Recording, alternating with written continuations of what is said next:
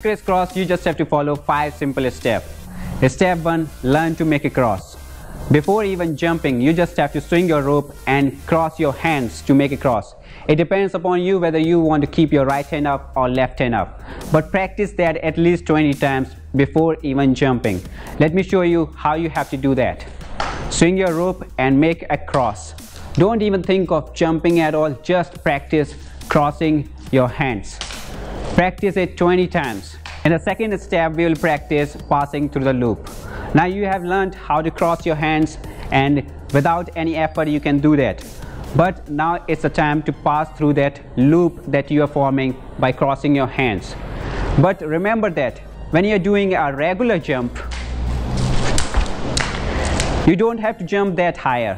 When you are doing a cross jump, you have to jump a little bit higher compared to a regular jump. In step 3, we'll practice how to uncross our hands.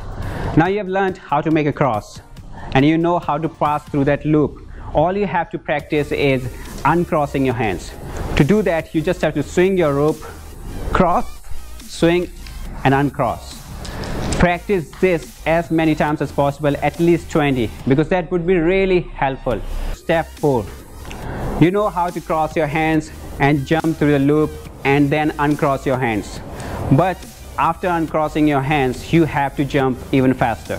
Why is that? Because subconsciously sometimes what we do when you cross our hands, jump through the loop, and what we do, we uncross our hands as fast as possible. And that is the time gap where we can't even jump. So you have to consciously make that effort to jump while uncrossing your hand. Let me show you how you have to do that. Swing your rope, cross your hands and uncross. So it is quite faster than a regular jump. When you uncross, you have to jump swiftly. That is really important while you are doing a crisscross. And now move on to the 5th step. 5th step is quite a simple one. You have heard of it many times. It is practice.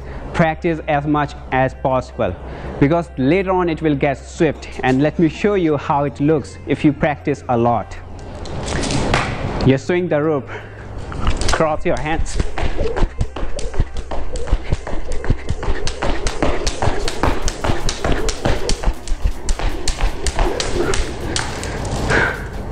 that's how you do a crisscross. Guys, if you like this video, give it a thumbs up, and if you have any suggestions or thoughts to share, then please comment below and don't forget to subscribe. I'll see you in the next video.